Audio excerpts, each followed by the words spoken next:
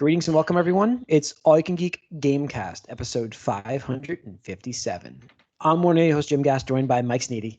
What's up? Ori Feinsod. Ahoy. And Tony Korkanakis. Woo! Welcome, listeners and viewers, to 557. We're all here. We're whole again. I'm Mike. I don't know if you listened to the podcast. I called Tony and Corey the pillars of the podcast the last week because they've been on these episodes, and you and I have been skipping because of vacations, and they've been powering through depending on who's shuffling in and commenting. But we're here. We're all here, and I don't know if that means summer's ending or we are just at home finally. I don't know, but here we are. So welcome to 557 of the Gamecast. And guys, I was on vacation again last week, but I got back before the podcast. So I didn't get to play any games. Like I said, I watched the movie, so go listen to the movie cast. But I'm interested to see, Mike, did you get to try some stuff when you were away? And what did you get? You're down at the beach house. So it's like you guys usually play some old classic stuff, right? Well, that was 2 weeks ago where I just played a little bit of the last week I had company over. Okay. Yes, that was dinner party. Yeah, but yep. but but the 2 weeks ago, yeah. Okay.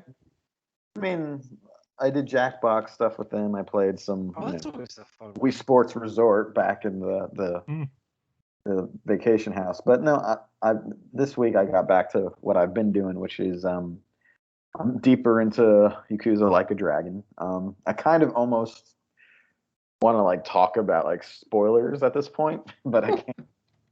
I'm very deep in it. I think honestly I'm right before it's the point where they warn you at the end. Is all right, better get all your shit taken care of, because but I hit another level wall.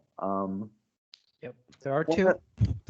There are two. One of the and it was annoying because it was something I was looking kind of forward to most of the game, seeing certain characters make an appearance, and one of those certain characters is a ridiculous boss that took me all the way down, and I had to go just do other stuff and come back later.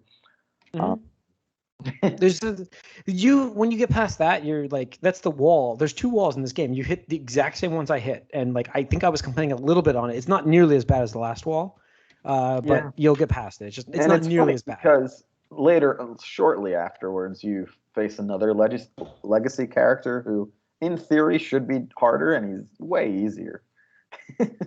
I once I got past the one fight there, I was I breezed through the game, but. I've heard there is a little bit of people said they had to grind up for the very last boss, which I'm up next. I was ready by then because I was grinding like crazy. I think honestly my when I got stuck at that one spot earlier, I was grinding for 3 weeks. So I think I overdid that then. So when I did it again the second time, I was way past what I needed to be. Did you use the Sotenbori battle arena? Yes. I went through the entire. Not to mention, you don't have to after this. So after that, you just go back into the top 2 floors and just max your characters out in that gear, because that armor you get from that place is the best for your characters, except for your main character. He gets his own better stuff. But I used the dragon armor, or it was. You get that armor in that arena, and that's the best armor you can get. Yeah. Just max them out on every character. That's what I did. But also, that playing through that also leveled me up the quickest by far of anything. Oh yeah, and just keep jumping back to the last 4 floors and just keep cycling through. You'll level up like crazy real quick. So, but what's funny is the way I play these games, and I don't know if it makes sense to do it this way, is I beat the story and then I go and mop up the side stories afterwards. There's a lot of side stuff here, yeah. There's did you get all the hero stuff done? The hero stuff's fun, actually. It's some crazy stories. I did this stuff with the cats. Yeah, there's a lot of them though. There's a lot of side stories with this hero thing. But I'll plan on doing that, I think. But we'll see what happens. I'll probably finish the main story probably tonight. I do like it enough. I would probably play another Yakuza game like this again. It's interesting that it grew on me a little bit, but still. I still kind of prefer the action. Yeah. Yeah, well, you had what, 6 games of those compared to one of these? Like 7 or 8, yeah. Yeah. Well, I mean, with the news, unfortunately, about the Judgment actor or whatever potentially causing issues with the development of those, maybe we'll see. I don't know. Maybe they'll what do 2 different series. Yeah. Well, the idea was Judgment was supposed to continue. Right. But maybe it's part of the talent agency that the actor works with is very protective of likeness, and they don't want him to be in PC for some reason. It makes no sense, honestly. Yeah, we talked about it on the podcast. We don't want to make really money. Stupid. Yeah, but it's a bit of it doesn't make any sense. Bummer right before it comes out. Like, hear about this, but maybe they'll resolve it. I'm not sure. They will resolve it. Like, I think it's more of a publicity stunt for it, because it's like, it doesn't make sense if you listen to the arguments. You're like, do they understand that consoles stream as well? I don't I don't know anything about this company. Apparently, they're like notorious for being unreasonable in the past. The production company. I believe it. So yeah, I don't know, but we'll see. I still look forward to what the Yakuza franchise has to offer, even if it is turn-based at this point. Okay. Anything else, Mike? Just more of the show. Mickey Mantle is really good, I'm learning. He may have been a decent baseball player. So yeah, I'm hitting with him. I'm like at like August 1st in that season. I'm hitting like 400 with like 49 home runs with him. Yeah, so it's good. All right. Tony, what have you been playing? Some more great Ace Attorney. I'm Nice. Finishing up the first game. I'm on the second to last chapter. Enjoying that. That's fun. Really made me miss a series. I think I mentioned that before, just reiterating that again. But also this past weekend, I got to play the Back for Blood beta. Got codes for that for PC, so tried that out. And kind of like Suicide Squad, it's good. It's good. But a little bit of a mixed bag too, where like it's simultaneously like I feel like, hey, this is nostalgic, it's good, it's got that core gameplay loop of you and 3 other players trying to take out, trying to get to the end of the level while surviving a zombie horde and stuff like that. So that's good. But the way they do it is just a little too different from Left 4 Dead as well. Whereas in my opinion, and people are free to disagree with me, it's personal opinion, but like I felt Left 4 Dead was more about like tactics and strategy versus like the shooting ability so much. I mean, obviously there's some of that, but it was pretty like, hey, do you want the rifle? Do you want the shotgun or the Uzi or whatever like that? Did you play with randoms? I play with randoms, but I also play with some friends too. Okay.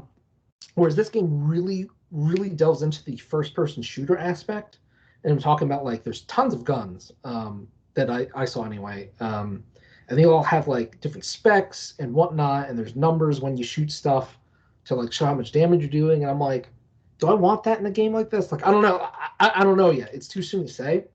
But it just felt like I was thinking about that way too much, more than just like, hey, is this me just swapping my rifle for the shotgun for this next part in the level, or whatnot. And there's add-ons like scopes, silencers, stocks, and stuff like that, which I guess is okay for a modern FPS game. But I feel like this is leaning too much into that FPS aspect rather than just like, hey, it is a shooter, but at the same time, it's a tactical squadron like survival, strategy game. It's like, this is like, who knows and stuff like that. It's not bad per se, but it's just, I don't know if I want that in there yet. The alpha, was it? I don't remember. When I played it, it felt very much like, and I was like, well, I'll just brush it off as they're still tweaking and figuring stuff out, but it felt almost like a freemium game. We had all these like card stuff that that's the next thing I was about to talk about. That's the next thing I was about to talk about. We're like, this makes no fucking sense to me at all why this is needed in this fucking video game. Other than, again, kind of like Suicide Squad, studio interference, and it's the same studio, fucking Warner Brothers. Like, why? Why do you insist on doing this shit? So there's this. So it's still there then, obviously. And imagine Left 4 Dead, but before every level you play in Left 4 Dead, they're like, hey, draw a card from your character deck. What the fuck does that mean? Oh, well, before the game starts, you're supposed to put together a character deck or survival deck, whatever the fuck they call it. And it's like, it could be different things where it's like, hey, you can get like plus 10% ammo for this level or plus 10% stamina or whatever. And it's like, okay, but like, why? Why are we doing this? Like, I don't understand. Like, it makes no sense in game and out of the game. Like, just, as a consumer, like Corey said, it just makes you feel like you're playing some freemium type of game where it's like, oh, look, like this one is plus 20% instead of plus 10%. Wow. And it's like card packs almost, where it's like, am I going to be getting or purchasing new card packs where they're random and like, oh, yeah, I got the legendary, 25% health or something stupid. Yeah, it's like, I don't know. It feels really weird. And like that's the dirtiest. Yeah. And like in the back of my mind, I'm just fearing that this game isn't going to do as well, exactly like Evolve did, where it's like Evolve had so much hype going for it. That one pack sees, I will hype that up. I will remember that. It's the end of my days. Where that was the game of the show. Like, there are crowds around that booth the whole weekend. Insanity. I was like, damn, this game is spilling over into other booths. Like, the other booths are getting, like, spillover because they couldn't fit anybody. And, the shout casting was awesome. Like, it was a fun thing to watch also. Yeah, exactly. And this I just get that feeling because the other big news, I'm not sure if we covered it, but at some point in the past week or two, they confirmed that there's not going to be a campaign versus mode. There is going to be a versus mode, but I think it's just random levels, or I don't know, which is weird. Why you wouldn't you have the formula, just do it. Just do it again. Like, literally, if you just made this game Left 4 Dead 3 and everything but name, you would have had 90 plus on Metacritic. Like, so time related issues. Sometimes you gotta just go though. Sometimes you gotta get it out. I just don't understand it. So we'll see. It's just it plays well. It's just a lot of the stuff. It just makes me feel uneasy. I'm just worried. It's on Game Pass because you want this. Well, you want this to differentiate itself from the crowd, and it seems like it's trying to fit itself into that instead of be like, hey, we're this because you haven't seen this in 15 years, but you know what? Nope, we're just gonna try to squeeze into this pie. And then there's this other thing where like you unlock stuff, and I guess it's akin to a battle pass. I don't know if the game has a battle pass. Probably. But it's like, I like went to they're like, go talk to this NPC to unlock this, like use your currency points. I'm like, what? And I go talk to the character. I unlock a card or two, and then I unlock some sprays. I'm like, is this fucking Overwatch? What am I doing here? Like, what am I doing? I don't know. Feels weird, man. It just feels weird. I don't know. But just remember, it's not Left 4 Dead. It's Back 4 Blood. I know. Anyway. Yes. All right. Corey? I've been playing a lot of the Tribes of Midgard still. It's funny because I've been on Steam so much, and I just see it's like Dax DK playing this. I was like, damn, that game must be really good. Yeah, no, I got a couple of my board game buddies to get it. So there's like a bunch of us. And like I said, it goes up to 10, which is crazy. And it's a survival game, so like it's nice because you can just do a run and spend an hour doing a run, and then get your XP, whatever, and then go back and do it again, or something else. But I like the gameplay loop's fun, and doing it with some friends is nice because you realize like when you have 10 people and everybody's doing their own thing, you die fast. Like you really need to coordinate because it ramps up. It like the difficulty scales with the players. So if you're not working together, you are completely effed. And so that you definitely need to work really well together. And there's like achievements and unlocks that happen at different thresholds. And like I've not gotten past like double-digit days essentially, and yet there's like unlocks at 25, and there's like an achievement for hitting 100 days survival. So it's like I've got a long way to go, but it's a lot of fun still, and good gameplay loop at least. So that's it, really. Cool. All right, let's get into some news, guys. Let's kick it off with the older news that the Xenoblade voice actress implies a new game is in the works. Older news. It's a little bit older than. It's not breaking. We talked about this on Discord last week. Somebody posted this. Didn't Corey post this? Oh, Tony did. Like a few days ago. Are you sure you're gonna go to the old beach? Are you sure, dude? Maybe. All I know is days ago. The other stuff posted here is from today. Well, there was a whole week of stuff we didn't talk about, Jim. There was a week between the last podcast and this podcast that things happened in. Yeah, I don't know, but I'm lost. And that Shyamalan got you, man. What is going on? Okay. Anyways, let's talk about the news that Xenoblade is getting a new game in the works. Yeah. We don't know much details yet about it. Like, is it hinting? Yeah, strongly hinting. I would be shocked if it wasn't. Shocked. So, I mean, interesting story. This article was written by Imran Khan. He was the editor for GamePro, I think, senior editor, before it got shut down, or one of the other publications, something like that. So he has connections to the insider industry, blah, blah, blah. But he posted this article that said, back in June, a Xenoblade fan held a interview with the actress Jen Coleman, who voices Melia in the original Xenoblade Chronicles. When she first did the voice acting for the character, this is before she became well known, so to speak. She was like a lesser known person, and then since then she's been on Doctor Who and Emmerdale and stuff like that. So she's a bigger household name and stuff like that now. British, obviously. But she agreed to do this interview with the Xenoblade fan, and they're talking about Xenoblade, obviously, because it was just we had the definitive edition last year, this and the other thing. And during the interview, she's like, God, when was that first game? Like a decade ago. And she's like, I did it pre-Doctor Who days, blah, blah, blah. They asked me to come back, and I think they're going to do another one. And then she paused, she goes, oh, is that common knowledge? I don't know. Yeah, I think they're going to do another. Not sure if I'm allowed to say that. And it's like, oh, shit. I'd be shocked. Another one. Yeah. But since that interview, and then since fans got a hold of that and started talking about it more often on social media, picked up, Imran decided to run an article with it because he's like, yeah, this lines up with things I've heard personally about the development of Xenoblade Chronicles 3. So yeah, I wouldn't be surprised either, because 2 was the studio's Monolith Soft's best-selling game of all time, and obviously most profitable too, because they had the DLC, a shit ton of merch, which I have and stuff like that. So yeah, I wouldn't be surprised at it either. I mean, they got characters in Smash, so yeah, got characters in Smash, and that game, being in Smash, it's crazy because Xenoblade Chronicles 2 that came out the Switch launch year, and the way Nintendo works is after a title stops selling under a certain amount, they're like, okay, well, we're not going to print any more copies because it's not selling, But once a Nintendo title goes out of stock and people want it, that's when these old Nintendo games and stuff start rising in price. Xenoblade Chronicles 2, if you want to buy it used right now, it would cost you what it cost new back then. And that's just the regular, used edition. If you have a sealed copy or a collector's copy, you're sitting pretty. So it's crazy.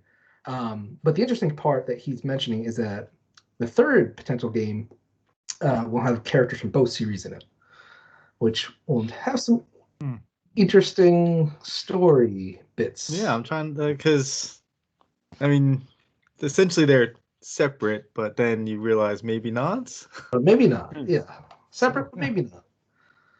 So interesting. So yeah, I'm really happy with it. And the other thing, the cool thing that they're talking about is, originally it was expected this year, but because of COVID and stuff like that, I believe it got pushed back to next year. So that's still pretty close. That would probably be my most anticipated game, probably, for sure. I mean, I know Zelda is going to be crazy, but I never played Breath of the Wild. This is right up there with this. This would be right under Breath of the Wild, there, because I just love Xenoblade. So me personally, I'm excited to see that, and we're only 4 months away from 2020. How crazy is that to say? We're 4 months away from 2022. I'm still processing 2020. Yeah, it's the last year and a half has been a blur. Summer has been just ridiculous. I'm like, wait, back to school stuff's out already? Wait, I thought we just started summer. What's happening here? Yeah, it's crazy. So 2022, and that'll be 5 years since Xenoblade 2. So it's about time. Yeah. Let's see. Epic has sunk $500 million into the Epic Game Store and does not expect to make a profit until 2027. That's a long lost time. How do you sell that to your investors? I have Fortnite over here. Okay, you do whatever you want. You can lose $500 million. Yeah. Fine. Yeah, I felt like this was kind of a clickbaity headline. But... Yeah. I mean, if you read the article, it's really like just stuff that's coming out of this Apple Epic lawsuit. Yeah. And it's interesting. It's like, oh wow, like one of the big things with the Apple is saying like, y'all, we don't support stores on our system, and we're trying to do what we do, and Epic's like, whoa, like we're just losing money hand over fist. It's not like we're taking anything away from you. Like we're like, look at this, we've lost $500 million, and we're not going to be profitable in like another 5 years. So or 7 years or 6 years. It's like, so that's just the stuff that's coming out. It's interesting though how much they're putting into it, because they're giving back a lot of the profit too. It's not like, everything is like that 30% with Steam and Apple. Yeah, it's 88/12. Yeah. So, I mean, that's good. I mean, that's what they're pushing. So, that's their game. Hopefully, they got some really good games, like some really good free games on their store that they've been doing. Yeah. Yeah, I mean, the thing is, like, you look at any of the popular tech stuff, even non-tech stuff, like when you launch a new product and it's a huge investment like that, you're not expected to make profit. Mm-hmm. Like, I mean, is Tesla making a profit? Like, are they profitable at this point? Some models. I think at this point, some of them, yeah. But like some of them. But yeah, no, it's not necessarily about making money right now. It's that ecosystem. It's like, it's the investment. Groundwork. Right. It's like Netflix. It's like Netflix. And that's why, like, I just hate the online discourse around the Epic Game Store, because like so many people are just, and it's the PC crowd, PC Master Race crowd that are mostly like, oh, if it's not on Steam, fuck them. I'll pirate that shit. And I'm like, what? So you'd rather pirate a game, literally give no money to the developers, rather than just buy it on Epic Game Store if they decide to have a 6-month or 1-year exclusivity. Yeah, as we talked about this when Borderlands came out. Yeah, it's like you'd rather fuck them in the ass than just go to a different store and buy it. Really? Okay, that says a lot about you, buddy. But go ahead. But it's not in my Steam library, man. It's like, it's like your Steam library is like your dick, like in like PC games. Like, look at my Steam library, man. Like it's so look at my Steam dick. Yeah, it's so fucking stupid, and I hate it, because it's like, here's the thing, like, I prefer the Steam store, absolutely, 100%. Yeah. Not gonna say otherwise. But competition is good. And even if some of the practices that they did were less than scrupulous, and the big thing is like, they're giving money hats to developers. And I'm like, cool. Like, the developers I like are getting money and are staying in the industry and not have to worry that if their game breaks even or not, that they talk about the stark contrast to what Sony does. Yeah, maybe they can not work their people over times because they have to hit this stupid thing before everybody gets laid off or whatever. Right. Now they got time to do this. They can afford to like keep the lights on for another month. Yeah, exactly. And that's the other thing I don't understand. Everybody does this. Every other first party company does it. Nintendo, Sony, Microsoft. They buy studios left and right. Entire studios is like mine. Like Model Slaw, I was just talking about them. That's when Nintendo tried to buy Bandai Namco back in the day. Housemarque just got bought. Sony just bought them. We talked about it a couple weeks ago. Yeah. And fucking, Microsoft just bought fucking Bethesda. Yeah, Bethesda. Like, that's not like some rinky-dink third-party indie title. It's fucking Bethesda, Fallout, Skyrim, like all this other shit. It's like, but no. Let's draw the line in the sand over these fucking random-ass indie games. Or like, I think Borderlands 3 might have been the biggest one where like people buying tears. I think Metro. Exodus or whatever. Yeah. It's like, shut the fuck up. Seriously, shut the fuck up. Like, buy the game or don't. I don't want to hear your fucking tears. Like, cry me a fucking river. That doesn't really cost anything. Yeah. Well, speaking of profitability, the PlayStation 5 Standard Edition with the disc has now starting to turn a profit for Sony. It's no longer a loss for a console, which is very quick, I would say. Turnaround time. Yeah, less than a year. Very shocking. Well, I mean, they're charging $100 more for a disc, so I would say that these scalpers. Yeah, I mean, the digital edition is still at a loss for them, which means, what are you thinking, like $420 right now, $425 for the console probably to build, and that means they're making a pretty good chunk of change then. But that means you're ordering enough chips and even in the shortage, you're getting good prices. So that's interesting. I'm sure they probably locked in with their contracts too. Oh, they have a contract. Yeah, there's no question. But they get fucked over big time. Well, they couldn't have locked in. I mean, if they're making profit now, the pricing would have had to gone down. Maybe it was laid out like we'll buy this amount at this amount, and then it comes down. Is that what maybe that was a contract? I don't know. Yeah, I'm sure it has something to do with that. Yeah. Or maybe they had to hit a certain threshold before. I mean, just that's what I'm saying. Like, just selling. Like, we've bought this many, and now we have to sell this amount of consoles, and then so not easy to get. Like sometimes I just play the game of like, hey, could I check out with the PlayStation 5 if I really wanted to? Where it's like I'll see a tweet where it's like, oh, it's in stock. I click on it, I'm like, ooh, can I add this to cart? And it's like, nope. I'm like, oh, shucks. I heard it got worse again.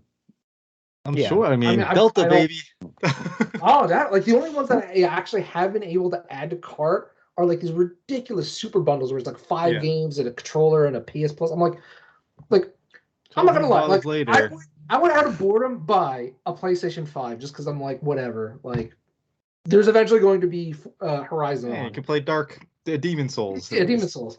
Like I could, throw 500 at that just as like I will at some point own a PlayStation 5. I could buy it right now. But like, I'm not gonna buy $1,000 bundle when I'm like, I'll play one of those games. Maybe. The ones I've gotten added to my cart were the $7.99 ones from GameStop. I've seen those before. I've gotten those. Yeah. That's actually one of the best ways to get a PlayStation 5. Honestly, if you really want one, to get a the GameStop Pro membership, because they have days where like you can only buy it if you're a GameStop Pro member. There's a few times I've had it in my cart, but I'm like, I don't need it now. I'll wait for them. At some point they'll become available, and exactly. And that's like the Horizon delay, like just cemented the fact, like absolutely. 2021. I'm almost wavering on which one I will get first at this point. Yeah. Well, the value for the Xbox is, I mean, give them credit. They have that value with the Game Pass. Yeah. But then the PS5 has Horizon. Yeah. But not for a while. And it won't be exclusive. Sure. So I don't know. Like I said, I traded in my Xbox One X and I upgraded to an Xbox Series X. That's all I did. It was an upgrade. I didn't get a new console. I upgraded it. Thinking too about I have a Xbox One S, so I'm like, the Series X cost me a lot now. Yeah, the Series X cost me $140 to upgrade my graphics card. That's the way I look at it. Like I upgraded my graphics card for and solid state drive for $140. You got more RAM.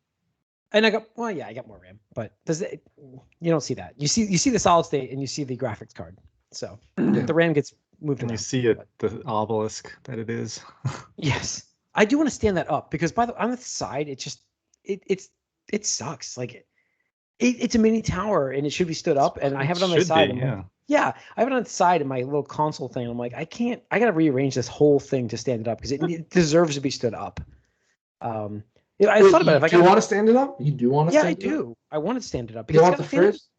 I want the fridge. Did we report that they're actually releasing a fridge? Xbox? No, we never did. Because that was a big thing they pushed for. Yeah, they are actually releasing a special edition of the fridge. Yeah, it is a fridge. I mean, it looks like a little mini fridge. Like the PS5 looks like a freaking router, and this looks like a fridge. They are what they are, and it's funny because I have to see the PS5 if it's that big, because this thing is pretty big, and the PS5 dwarfs this from what I understand. So I got to take a look at this PS5. But all right, we talked about this on the movie cast. Trey Stone. Trey Stone. I did it backwards. Matt Stone, Trey Parker. Oh my God! Wow, it happened. Jim, are you high? I was worried that I was going to do that on the movie cast, and I got it right every single time. And I'm like, I did. You even corrected Tony. I was like, yes, and I did. I knew what I was talking. I know their names. Like, I'm big fans. Like, I'm basketball from now on. Yeah. Matt Stone and Trey Parker. I am big fans of them. Like, obviously, we talked about the movie cast, and I love basketball. Great movie, basketball. But so they closed a massive deal with CBS. And the reason why we're talking about that on this podcast is they've made $900+ million. And they have decided they're going to invest apparently in another video game to bring another game out. Give these guys credit, man. They're like us that has a shit ton of money. Like, give them credit. They really are. They want to play games. They want to enjoy content. They want they haven't changed. Millions of dollars, and they just want to make a board game because they're big board game fans too. Yeah, that might come out. Yeah, it might happen. I'm surprised there's not. Me too. I'm surprised by that as well. Yeah. So that might happen, but It's fun too. So there's a report here. Get good games. There used to be like that N64 I like mean, Snowball. there's really two good games right now, right? Yeah. The last games they basically budgeted it themselves, and that's what this is going to do. I don't know who's making this game. We don't. Jason Schreier came on saying that he hasn't heard who's actually making this. There's just a report out there. But Monolith is owned by Microsoft now, so like that engine has to be in Microsoft's house. But and then the report says this will be a 3D game, which is even weirder because the other ones were like a 2D 3D mix. So I don't know. I would rather just be like those games, but more polished. My biggest gripe with those games were it was just clunky. Like a lot of the stuff just didn't work right. It froze in battles. The game was great. It looks just like the cartoon, which is what you want, but it just it didn't play exactly like you should. It also could have a little more in-depth combat system. I felt like that was a little too basic. I would love to play that game again, but if a they little can more advanced style. tweak it a little bit, and like the writing is what really made it shine, though. So. Yeah, both the games. I mean, the first game was the best, in my opinion. The second one was fine with the Civil War style stuff, but the Stick of Truth, in my opinion, was the best one. They did a great job with adding you into the game as a character and not playing as one of the people we know. I thought they did a good job with that because a lot of times it can be hit or miss. It's like I want to play this game because I want to be so and so, but they did a good job with that. That's what I mean. Like the role playing game suits South Park so well. We've already seen it work. Like I hope this is another role playing game. Yep. So, but hey, maybe Mike, it'll be like Yakuza, an action game. Have random difficulty spikes because they don't know how to do it yet. No, I mean like an actual action game. No, I know. The old school. I know, but they're used to the role playing game now, so it'll be the opposite problem. Yes. So I don't know. It's big news. I mean, I don't expect to hear anything until 2023 for this. So we'll see. But that's pretty much it for the news, right? Did I miss anything? No, I do want to shout out on Kickstarter. There is an Avatar role-playing game. I did see that. Yeah. It sounds. It is made $4.5 million. Holy shit! It is crazy. Wow. But like, I love Avatar, and like, I'm very tempted just because I don't play role-playing games. This is the good Avatar. Yes. It's Last Airbender. This is Airbender. Yes. I thought you meant Avatar James Cameron at first. No, sorry. Yeah, Last Airbender. Like some weird sexual thing, honestly. I was gonna say it's both Aang and Korra eras, and you can play different eras and stuff. It's it looks really cool actually, and I'd be interested in it. But yeah, I was shocked. Like $4.5 million for this role playing game. Oh yeah, that actually reminds me that there is supposedly the James Cameron Avatar game coming at some point. Oh yeah, there was a thing. Brief trip, and everyone forgot about it. And that reminded me that exists. It does exist someplace, but all right. I think it's gonna wrap up this episode of the Gamecast. Thanks for tuning in. You can write us allyoucangeek@gmail.com. Follow us on Twitter, allyoucangeek. Like us on Facebook. Subscribe to our YouTube channel. Hit the like button. Leave a comment. And more importantly, if you are not vaccinated, go get vaccinated, please. We're going to put that message out everywhere. I don't give a fuck. Go get vaccinated. It's safe. We're all vaccinated on this podcast. We're alive. One person does we're it here. Because we asked them to. Yeah. That's great. We're here. It's safe. It's effective, and the data shows it. So if you're concerned about it, go talk to your doctor. I don't know if any doctor would say don't get this. So go for it, and have safe travels, and we'll see you guys next week. We're out.